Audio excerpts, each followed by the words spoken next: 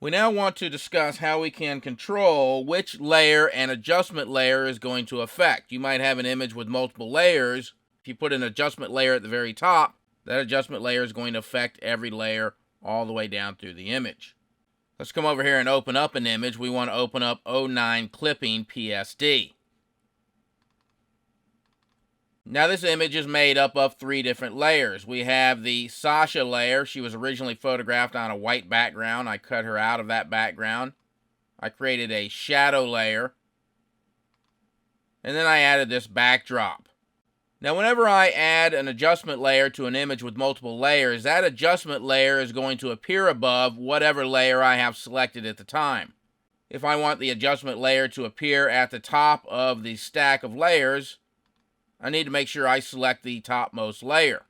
Now I'm going to use the hue saturation adjustment layer for this demonstration. I know we haven't used it yet, but it's always obvious as to what this is doing.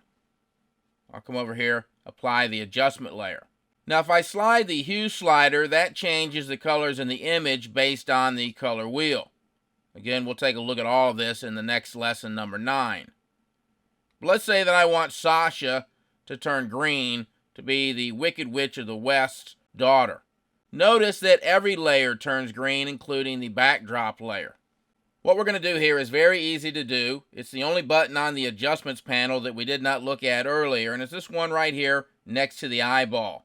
The tooltip says this adjustment affects all layers below. Click it to clip it to a layer. That's the term we're looking for. We want to clip this adjustment layer just to the layer below. When I click that button, there you have it. We're now only affecting the layer directly below it. Notice we have the little icon here with an arrow that sticks out, pointing down to the layer directly below it. Now this is a very short lesson because that's it. In the Level 2 course, we'll take a look at a situation in which you might have 10 layers, and you want an adjustment layer to affect just 3 of those layers. But right here, in this course, we're just going to look at this very simple button here on the adjustments panel, clipping an adjustment layer to the layer directly below it. If you want to undo it, just click the button again and that will undo it. So again, a short lesson, not much more to it, just wanted to let you know what that one button does.